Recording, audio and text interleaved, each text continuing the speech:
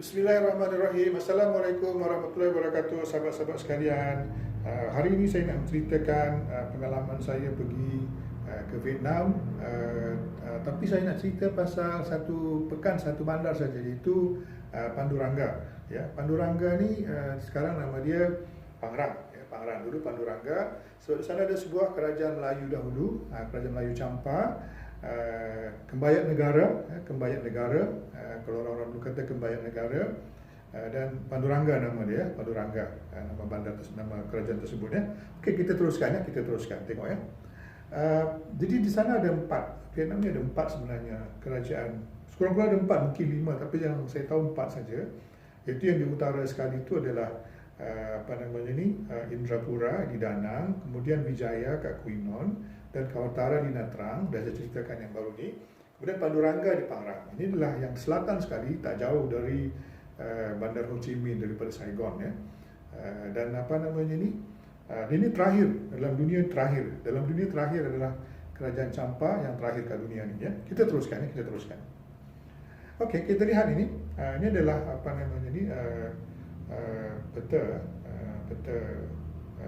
satellite image ya, pekan Pangrang ya. Jadi ada sebuah teluk yang cantik, memang lawa, air bersih jernih, angin kuat, ombak agak tinggi, dan selalu orang buat surfing ataupun kite surfing, main layang-layang tapi surfing, bergayung kat layang-layang ya.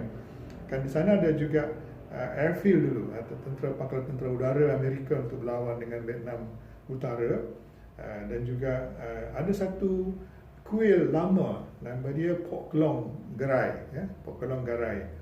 Kita pergi tengok Pok Klong Gerai ni ya.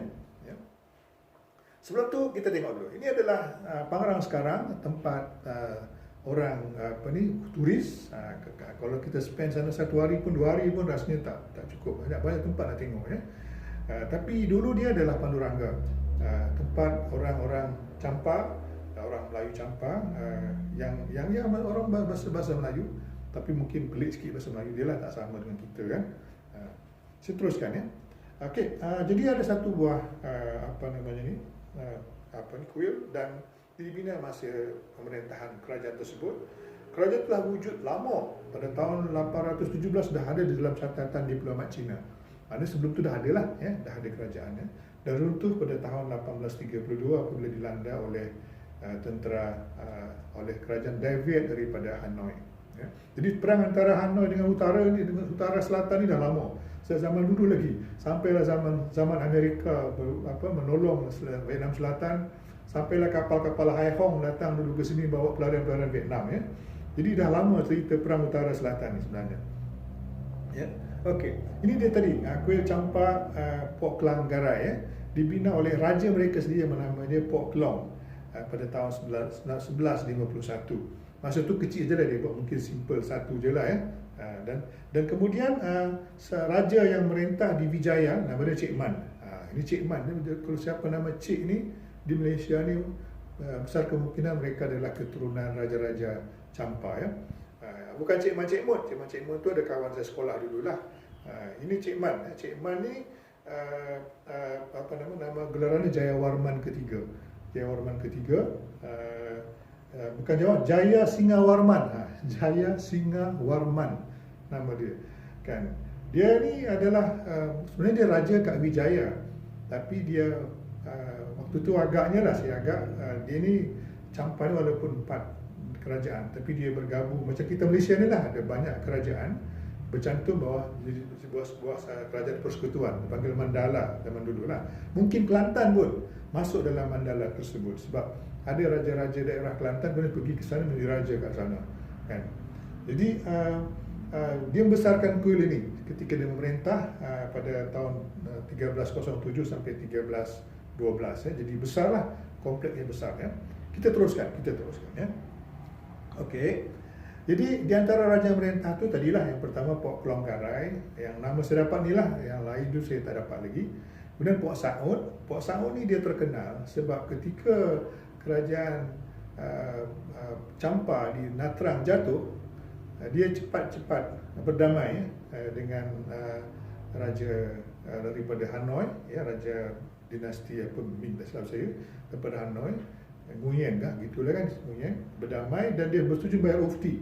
Jadi raja tersebut tidak melanggar Pangrang, dan ini menyelamatkan ramai sebenarnya orang-orang Champa yang berundur, yang melarikan diri, melarikan diri dari Natrang, lari ke situ berlindung dan dapat selamatkan daripada ditawan, dibunuh ataupun dijadikan hamba, kan. Dan apa namanya ni, kerajaan tu telah diakui oleh kerajaan apa namanya ni, Dai Viet, kan. Tapi kena bayar ufti lah, dan tak apalah bayar ufti asalkan orang semua selamat, kan. Dan kemudian bila dia dah setuju dan berbuat perjanjian semua, dia pun melepaskan jawatan, diganti oleh Pok Sakti Raida Putih, dia suka panggil Pok. Pok ni bapak lah agaknya kita sekarang ni, kan. Dia ni merintah lama lah, sampai 1728 dia merintah. Raja-raja sebelum tu dia orang ni pasal mungkin nak ngelakkan ataupun pasal Nguyen ni adalah nama keluarga diraja yang di utara tu, di Hanoi. Diorang pun gunakan juga nama Nguyen, kan. Jadi kalau kita pergi ke sebahagian selatan Vietnam, ke Ho Chi Minh City misalnya, kalau jumpa orang nama Nguyen, boleh jadi dia inilah keturunan daripada Raja Champa. Tapi kalau di Hanoi bukanlah, mereka adalah orang Dai Viet, ya. Tapi susah nak bezakan antara orang Dai Viet dengan orang Champa, sebab mereka dah beribu tahun kat sana, kan. Jadi ada kahwin-kahwin campur apa semua, jadi putih-putih belaka lah, kan? Macam Cina belaka lah, kan, macam orang Vietnam lah, kan. Mari kita teruskan, ya. Dia teruskan, ya. Okey. Jadi riwayat kerajaan Champa ni tamatlah riwayatnya pada tahun 1832 apabila Raja Dai Viet Minh Man menaklukkan Padurangga.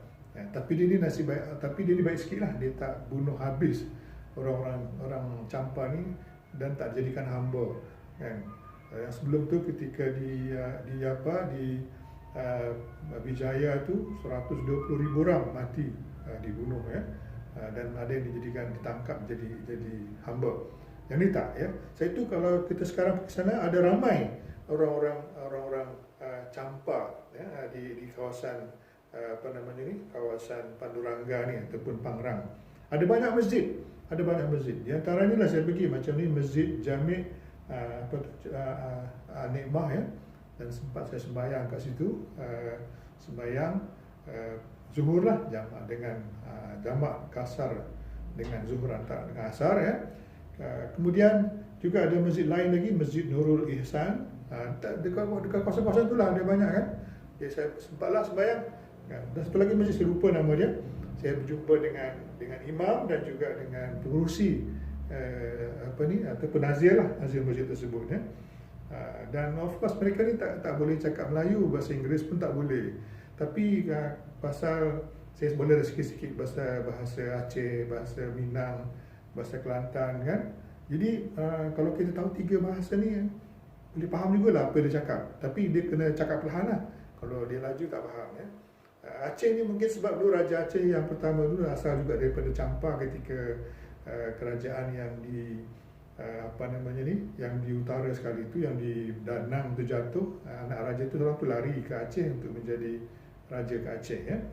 Minang juga bila ramai pelarian-pelarian tu yang pergi ke tanah Minang. Saya tu di Minangkabau tu ada ramai orang-orang yang kulitnya macam Cina sikit, kan, putih macam orang Vietnam. Dan bahasa orang Minang tu dengan Kelantan tu tak jauh lah, kan. Dan perangainya pun lebih kurang serupa juga, kan. Kita teruskan. Tapi hati-hati, di sana ada orang Islam, katanya Islam, dia mengaku Islam, dia ucap 2 kalimah syahadah, tapi dipanggil Cambani, ya. Cambani, dia ni orang ni pelik sikit. Masjid dia pun buka hanya hari Jumaat saja. Dan sembahyang Jumaat ni pun pelik lah. Saya tak pernah tengok lagi lah, tapi kat YouTube ada banyak. Boleh tengok kat YouTube macam mana mereka sembahyang, berpuasa, semualah. Lain sikit. Dan dia hanya buka masjid pada hari Jumaat. Saya nak cuba masuk tak boleh, dikunci habis dan tak ada orang, kan. Itulah Cambani tu ramai kat sana. Mungkin lebih ramai daripada orang Islam yang betul, ya. Orang Cambani. Orang Cam ni agama ni Islam satu. Kemudian yang Cambani ni dia kata Islam juga, tapi lain sikit lah. Lepas tu Hindu, masih ramai lagi yang Hindu. Jadi Hindu ni ada di, orang Melayu yang Hindu boleh dilihat di Vietnam dan juga di Bali. Yang ketiganya Buddhis lah. Sebab dulu orang Islam, orang Melayu memang boleh kata penjaga Buddhism lah. Kan, salah satu universiti Buddhis, universiti yang Buddha adalah di Sumatera, di bawah kerajaan Sriwijaya. Jadi dulu orang Melayu ni memang dia menegakkan agama Buddha, agama Buddha. Kita teruskan ya. Dan di sana ada ramai orang-orang Cham. Ini kami singgah di salah satu rumah ni. Diorang ni suami isteri ustazah lah, ustaz dan ustazah. Mereka ni boleh bahasa Melayu sikit-sikit, ya, dengan pelak Kelantan sikit lah. Mungkin mereka pernah duduk di Kelantan, belajar di Kelantan, ya. Dan jiran-jirannya pun ramai juga, tapi susahlah kita nak communicate tu payah sikit. Kan dia tak faham kita tak faham dia. Dia bahasa Inggeris tak boleh, kita pun tak boleh bahasa dia. Dan bahasa Arab lagi lah dia tak boleh, kan. Saya pun boleh sikit-sikit sajalah. Kan. Kami juga singgah di sebuah kebun. Kebun ni milik Haji Khalid. Haji Khalid ni dia ada banyak kebun lah. Kebun ini adalah kebun naga, kebun dragon head, kebun buah naga. Dan dia ekspor, dia ada banyak dia punya ni, kan. Okey, kita teruskan ya.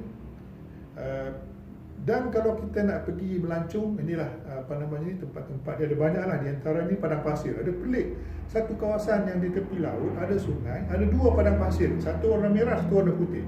Dan dia tarikan pelancong. Jadi kalau kita nak beriadah macam style orang-orang di Dubai, saya pernah pergi padang pasir kat Dubai, naik kereta jeep dia mengharung dun lereng-lereng kat padang pasir. Sini pun ada juga. Tapi tak sehebat di Dubai lah. Dubai pasal kereta dia Lexus, kereta baru-baru. Sini kereta dia agak buruk. Saya pun ngeri juga tengoknya lah, kan. Takut terbalik kadang atau tayar tercabut, kan. Tapi saya buat jugalah. Dia pun buat agak slow lah, tak selaju macam yang di Dubai, kan. Tapi itulah pelik, ada dua padang pasir, satu warna merah, satu warna putih. Jadi siapa-siapa boleh pergi, boleh tengok, ya. Kita teruskan, ya. Okey. Jadi itu je sebenarnya yang saya nak ceritakan lah, ya. Dan ketika kami pulang, pasal dia tak jauh daripada Hanoi, kita terus dekat tak jauh daripada Saigon, Ho Chi Minh City, kami balik ke Ho Chi Minh City. Dan ketika balik tu ingatan saya terus kepada kapal Hai Hong lah. Masa saya belajar dulu ada kapal Hai Hong ketika Vietnam Selatan kalah dengan Vietnam Utara. Ada ramai lah orang-orang yang melarikan diri ke Malaysia, 200,000 lebih, ya. 200,000 lebih, dan mulanya mereka ditempatkan di kawasan Sungai Besi tu, dekat dengan Astro sekarang. Astro sekarang itulah tapak dia dulu. Dan kemudian pasal ramai sangat, kurang 200,000 orang, mereka ditempatkan di Pulau Bidung di Terengganu, kan. 200,000 lebih, kan. Masa itu saya belajar lagi di universiti. Jadi kalau lalu ke KL nak pergi ke Bangi ataupun ke Seremban, lalulah situ, nampaklah orang-orang Vietnam, ya. Jadi itulah dia cerita kerajaan Champa tadi. Dan mereka sekarang ni boleh kata Islam, tapi Islam tu ada dua lah. Satunya Islam Cambani, satu Islam yang sebenarnya. Ada juga yang Hindu, masih lagi mengamalkan Hinduism. Ada juga yang dah Buddhis, tapi yang Buddhis dah bercampur betul dengan orang-orang Dai Viet, orang Vietnam. Kita pun tak tahu nak bezakan. In fact, yang Islamnya pun kita tak tahu nak bezakan. Sebab mukanya serupa, nama pun dia ada nama Vietnam, dan ada juga nama Islam lah, nama Melayunya, kan. Tapi ya, mereka bertahan, dan Alhamdulillah masih ada lagi sekarang, dan kita harapkan supaya mereka terus berjaya. Sekian, wassalamualaikum warahmatullahi wabarakatuh.